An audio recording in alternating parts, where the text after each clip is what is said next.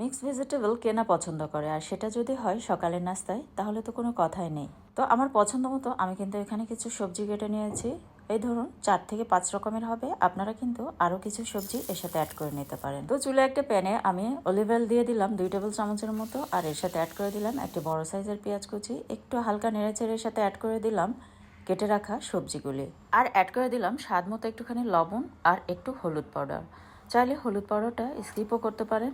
2টি কাঁচামরিচ আমি ফালি করে এভাবে অ্যাড করে দিচ্ছি। ঝালের পরিমাণটা আপনারা চাইলে একটু বাড়িয়ে অ্যাড করে নিতে পারেন। 7 থেকে 8 মিনিটের মধ্যে কিন্তু সবজিটা হয়ে যাবে, আর আমি শেষের 2 মিনিট আগে কাঁচামরিচ অ্যাড করে এটাকে নেড়েচেড়ে কিন্তু নামিয়ে নিচ্ছি। এই সবজি রান্নায় কিন্তু আমি কোনো পানি ইউজ করিনি, সবজি থেকে যে পানিটা বের হয়েছে সেটা দিয়ে কিন্তু এটা সিদ্ধ হয়ে গিয়েছে। পুরো রান্নাটা কিন্তু চুলার পাওয়ারটা মিডিয়ামে রেখে করে নিতে হবে। ভাত, রুটি, পরোটা সবকিছুর সাথে কিন্তু এটা দুর্দান্ত লাগে। রেসিপিটি ভালো লাগলে ভিডিওতে